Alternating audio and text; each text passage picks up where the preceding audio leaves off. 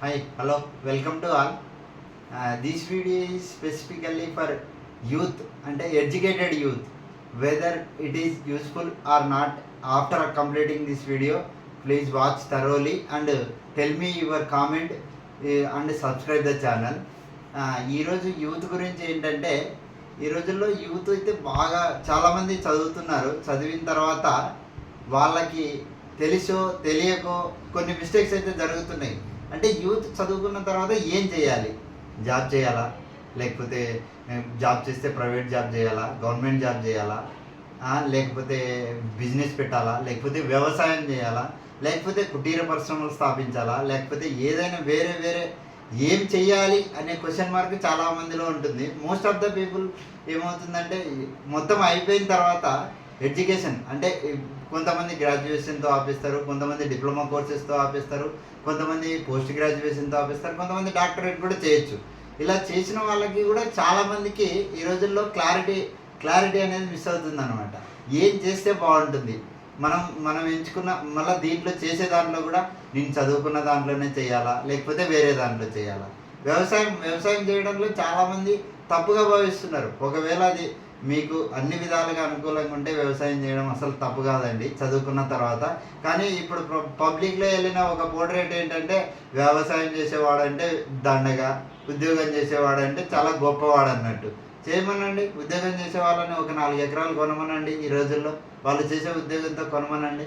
అది జరగని పని. అంటే ఏదో పెద్ద మరీ ఒక స్థాయిలో చేసే ఉద్యోగాలు తప్ప మిగతా అన్నిటికీ సాధ్యమయ్యే పని కాదు. నేను ఇచ్చే సజెషన్ ఏంటంటే మీకు అంటే పర్సనల్గా నా పర్సనల్ ఎక్స్పీరియన్స్ చెప్తాను. నేను నా డిప్లొమా అయిపోయిన తర్వాత సైట్ వర్క్ చేశాను. తర్వాత బీటెక్ అయిన తర్వాత కూడా సైట్ వర్క్ చేశాను కొద్ది రోజులు. సైట్ వర్క్ చేసిన తర్వాత అక్కడ అంటూ ఒక పర్టికులర్ గ్రోత్ వచ్చిన తర్వాత నాకు అది నచ్చకపోవడం వల్ల మళ్ళీ సాఫ్ట్వేర్ సైడ్ వెళ్ళాను. సాఫ్ట్వేర్ సైడ్ వెళ్ళిన తర్వాత అసలు నాకు అది ఇంకా మరి మన మన అంటే నా పర్సనాలిటీకి సెట్ అవ్వదేమో అనిపించి మళ్ళీ అక్కడి నుంచి తిరోగమనం అయ్యాను. ఇలా రకరకాలుగా వెనక్కి ముందుకి వెళుతూ ఒక స్టేజ్ వచ్చిన తర్వాత మళ్ళీ వెనక్కి ముందుకి వెళ్ళడం వల్ల కొద్దిగా ఒడిదుడుకులు ఉంటాయి. మళ్ళీ దాని తర్వాత టీచింగ్కి వెళ్ళాను. టీచింగ్లో కొద్ది సంవత్సరాలు చేసిన తర్వాత మళ్ళీ ఒక సెక్రటరియట్ సిస్టంలో ఒక నోటిఫికేషన్ వస్తే ఆ నోటిఫికేషన్ రాసి మళ్ళీ ఇట్లా గవర్నమెంట్ సెక్టార్కి వచ్చినాను. ఇలా రకరకాలుగా వెనక్కి ముందుకు వెళ్ళడం వల్ల ఏమవుతుందంటే మన టైం అనేది కిల్లింగ్ అవుతుంది. ఈ టైం కిల్లింగ్ ప్రాసెస్లో ఏమవుతుందంటే ఇంట్లో యాజ్ యూజువల్గా ఉంటాయి. నీకు ఒక వయసు వచ్చింది, పెళ్లి చేసుకోవా, తొందరగా చేసుకో, ఊర్లో వాళ్ళదండ్రులు అంటే తల్లిదండ్రులు వాళ్ళ ప్రోత్సాహం వాళ్ళు ఏదో మనల్ని అనాలని కాదు, కానీ మనకి చుట్టుపక్కల సమాజంలో ఉన్న పరిస్థితుల దృష్ట్యా వాళ్ళు ఏమంటారంటే చేసుకో, ఏదైతే ఏదైంది తర్వాత చూద్దాంలే, ఇట్లా రకరకాల. కానీ మన ఉద్దేశం ఏముంటుందంటే ఈ రోజుల్లో కనీసం మనకంటూ ఒక సెక్యూరిటీగా ఏది లేకపోతే ఎలా ఏం చేయాలి అనే ఒక పెద్ద క్వశ్చన్ మార్క్ ఉంటుంది మనకి. కానీ కొంతమంది చేసేసుకుంటారు, కొంతమంది చేసుకోలేక స్ట్రగుల్ అవుతుంటారు. వీళ్ళందరి కోసం నేను ఇచ్చే సందేహం ఏమిటంటే మీరు ఏదైనా ఫీల్డ్ ఎంచుకునేటప్పుడు ఫస్ట్ మీ పొటెన్షియాలిటీని మీరు క్యాలిబర్ చేసుకోండి. అంటే మీరేంటి అనేది బయటి ప్రపంచంలో నీ తోడబుట్టిన వాళ్ళకి నీ తల్లిదండ్రులకు తెలియకపోయినా కూడా ఇంటర్నల్గా మీకు ఖచ్చితంగా తెలుస్తుంది మీరేంటి, మీరు దేనికి సూటబుల్, మీరు ఏదైతే చేయగలరు. వాళ్ళు చేయగలరు కానీ ఇంట్లో సపోర్ట్ ఉండదు. అంటే వాళ్ళు బిజినెస్ చేద్దాం అనుకుంటారు కానీ ఇంట్లో జాబ్ చేయమంటారు. ఇంకా కొంతమందికి ఏమవుతుందంటే వాళ్ళు జాబ్ చేయాలనుకుంటారు కానీ ఆ జాబ్ ఏముంది లేరా మన బిజినెస్ టేకప్ చేయండి అని అంటారు. ఇలా రకరకాల సమస్యలు అంటే పర్సన్ టు పర్సన్ అది మారిపోతూ ఉంటుంది.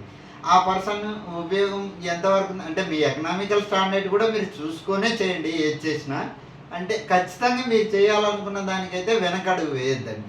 ఈరోజు కాకపోయినా ఇంకా రేపటికైనా మీరు దేంట్లో నిపుణులు అనుకుంటే దాన్ని మాత్రం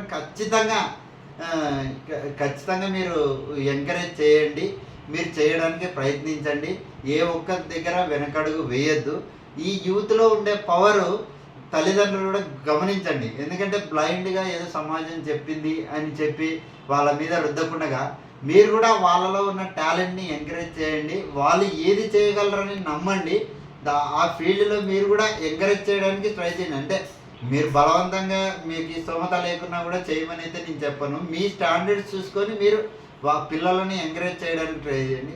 అదే తల్లిదండ్రులు అవకాశం ఇచ్చినారు కదా అని చెప్పి యూత్ కూడా దాన్ని అడ్వాంటేజెస్గా తీసుకొని జల్సాలకి దీళ్ళకి అలవాటు పడొద్దండి. ఎందుకంటే ఇప్పుడు మనం సినిమాస్ కూడా చూస్తుంటాం.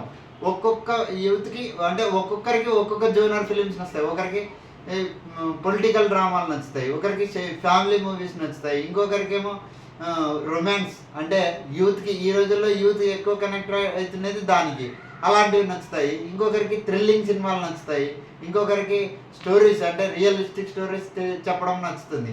అట్లాగని అందరూ అన్ని రకాల్లో సక్సెస్ అవుతారని ఏం లేదు, ఎవరికి నచ్చింది వాళ్ళు చేస్తూ ఉంటారు. అంటే సినిమా కూడా ఒక జోనర్ సినిమా ఎప్పుడు హిట్ అవ్వదు, అన్ని రకాలుగా కొంతమంది అంటే మెజారిటీ పీపుల్స్కి ఏది నచ్చుతుందో అది వెళ్తుంది. కానీ ఇక్కడ మనం ఓన్కి వచ్చేసరికి ఏమవుతుందంటే మన లైఫ్ మన చేతుల్లోనే ఉంటుంది కాబట్టి మనం అన్ని రకాలుగా ఆలోచించుకొని ముందుకెళ్ళాలి. ఇంకా అట్లాని వెళ్ళిన ప్రతి చోట నువ్వు 100% సక్సెస్ అవుతావు. ఇప్పుడు ప్రజెంట్ బూమింగ్ ఏంటంటే సాఫ్ట్వేర్ అనేది ప్రతి ఇంట్లో పెనట్రేట్ అయిపోయింది ఈ రోజుల్లో. అంటే ఈవెన్గా పర్సనల్గా ప్రతి ఒక్కరు ఎక్స్పీరియన్స్ అయి ఉంటారు. నీకేమో 10,000 వస్తుంటుంది, సాఫ్ట్వేర్ చేసేటానికి ఒక 40,000 వస్తుంటుంది. వాళ్ళు ఏమంటారంటే సాఫ్ట్వేర్ వెళ్ళొచ్చు కదా నువ్వు కూడా, అక్కడ బాగా వస్తుంది. తల్లిదండ్రులు ఇక్కడ గమనించాల్సిన విషయం ఏంటంటే సాఫ్ట్వేర్లో కూడా ప్రతి ఒక్కరికి అలాంటి అడ్వాంటేజ్ లేదండి. ఉండే వాళ్ళకు ఉంది. అంటే 100 మంది వెళ్తే అందులో 7 మందో 8 మందో మంచి శాలరీ మంచి హైక్తో వెళ్తుంటారు. కానీ మిగతా 5 మంది 6 మంది వాళ్ళు ఎక్కడుంటారో అక్కడే ఉంటారు. ఇంకోటి ఆ వెళ్ళే 5 మంది 6 మందిలో కూడా ఎంతమంది సాటిస్ఫైడ్గా చేస్తున్నారు అనేది వాళ్ళని పర్టికులర్గా వాళ్ళతో పర్సనల్గా మాట్లాడితే కానీ చెప్పలేము. ఎందుకంటే ప్రతి ఒక్కరికి వాళ్ళు చేసే పని వాళ్ళకి నచ్చుతుంటుందని ఏం లేదు. చాలామంది వాళ్ళ ఎకనామికల్ స్టాండర్డ్ పెంచుకోవడానికి అలా కూడా చేస్తుంటారు. నాట్ ఓన్లీ సాఫ్ట్వేర్, ఇప్పుడు గవర్నమెంట్ జాబ్కి ట్రై చేస్తారు చాలామంది. గవర్నమెంట్ జాబ్ ట్రై చేసే పీరియడ్లోనే 5-6 సంవత్సరాలు ఇలా కాలం పోతుంటుంది.